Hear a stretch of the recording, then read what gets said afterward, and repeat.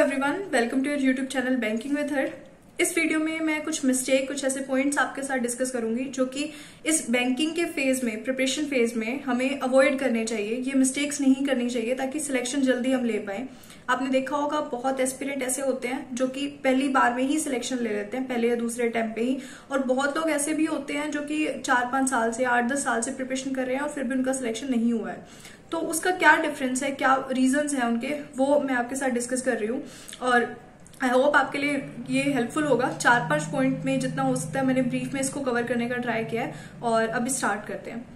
पहली गलती जो बहुत सारे एस्पिरेंट करते हैं वो ये कि वो नोटिफिकेशन का वेट करते हैं किसी भी एग्जाम के लिए। फॉर एग्जाम्पल, आपका जो ड्रीम जॉब है आपकी वो है IBPS PO, ठीक है। अब आप उसकी नोटिफिकेशन का वेट करते रहोगे।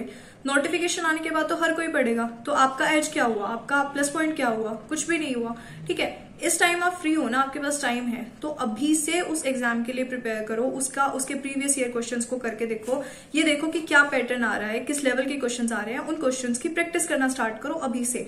तो उसका बेनिफिट आपको बाद में दिखेगा। नोटिफिकेशन आने के बाद जब जितने ज्यादा मॉक का नंबर आप इंक्रीज कर दोगे ना, या फिर प्रीलिम्स क्लियर होने के बाद जब आप मेंस की प्रिपरेशन करने लगोगे, तब आपको पता चलेगा कि ये इस फेज की जो मेहनत है या एफर्ट्स है वो कितने काम आ रहे हैं वहां पे, ठीक है। तो नोटिफिकेशन का वेट नहीं करना है। दूसरी गलती जो आपको नहीं करनी है कि सिर्फ प्रीलिम्स का नहीं पढ़ना है। अगर आप रिपीटर हो, पहले एग्जाम दे चुके हो या हर बार आपका प्रीलिम्स जो है वो क्वालिफाई हो जाता है, आपको लगता है कि प्रीलिम्स आप निकाल लोगे, तो इस टाइम पे ज्यादा फोकस मेंस पे रखो, ठीक है। ये कर सकते हो कि हफ्ते में मान लो 2 दिन या 3 दिन आपने मेंस का पढ़ लिया, हफ्ते में फिर आके बाकी 4 या 5 दिन आपने प्रीलिम्स का पढ़ लिया, बट एटलीस्ट मेंस पे फोकस करो इस टाइम पे। करंट अफेयर्स पढ़ना स्टार्ट करो, कंप्यूटर है, बाकी और रीजनिंग है, क्वांट्स है, इंग्लिश है, जो मेंस लेवल के हैं वो करो।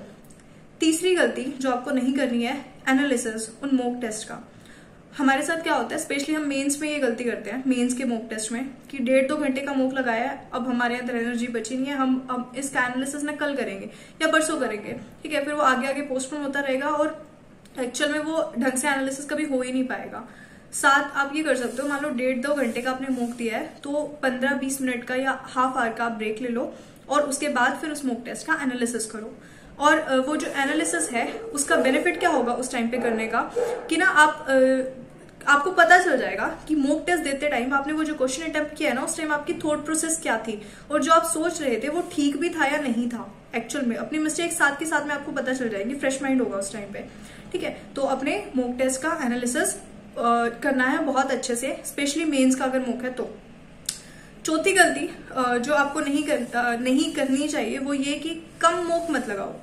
ऐसे आपको बहुत ही कम एस्पिरेंट मिलेंगे जो ये कहेंगे कि 1 या 2 मॉक लगाने से हमारा सिलेक्शन हो गया। कोई भी 2 मॉक टेस्ट सीरीज आपको लेके रखनी है अपने पास, ठीक है। और कौन सी मॉक टेस्ट सीरीज आपको लेनी चाहिए वो मैंने एक पूरी डिटेल वीडियो बनाई थी जिसमें मैंने बताया था कि किसी भी मॉक टेस्ट सीरीज को आप किस बेसिस पे जज कर सकते हो और उसके अकॉर्डिंग आपको कौन सी जो है मॉक टेस्ट सीरीज लेनी चाहिए, कौन सी अच्छी होती है। मैंने वहां पे आपको 1-2 सजेशंस भी दिए थे, उसमें एक ऑलिव बोर्ड का भी मैंने आपको सजेशन दिया था।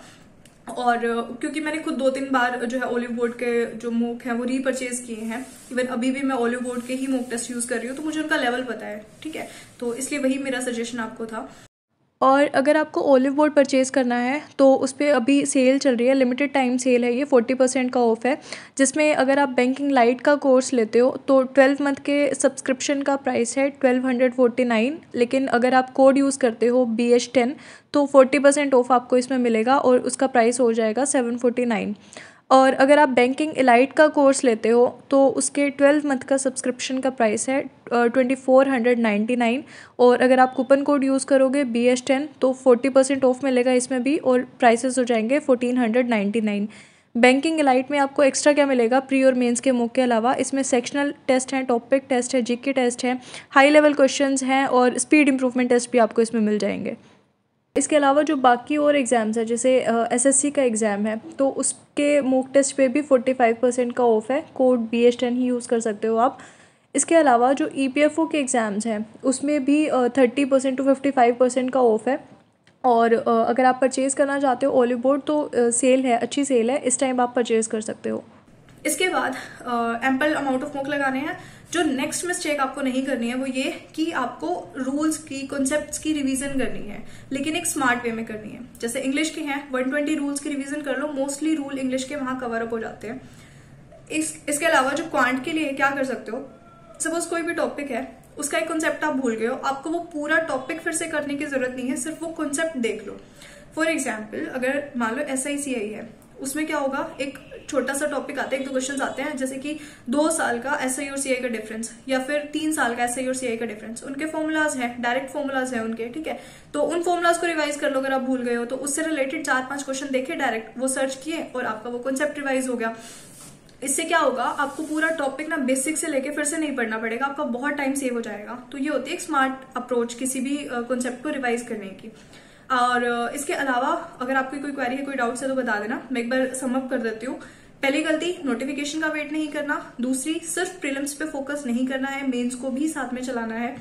तीसरी गलती, एम्पल अमाउंट ऑफ मॉक्स जो है आपको देने चाहिए, ऐसा नहीं है कि बहुत लिमिटेड मॉक्स देके आप जा रहे हो। चौथी गलती, उन मॉक का एनालिसिस बहुत अच्छे से करना है। और पांचवी गलती कि रूल्स की, कॉन्सेप्ट्स की एक स्मार्ट वे में आपको फिर से रिवीजन करनी है विद टाइम, ठीक है। ऐसा नहीं है कि सिर्फ उनको एक बार पढ़ा और छोड़ दिया। तो और कोई क्वेरी हो, कोई डाउट हो, कमेंट्स में बता देना। टेलीग्राम चैनल ज्वाइन कर सकते हो, बैंकिंग विद हर, वहां पे भी आप अपने डाउट्स भेज सकते हो। And I hope you like the video, to like, share and subscribe. Thanks for watching.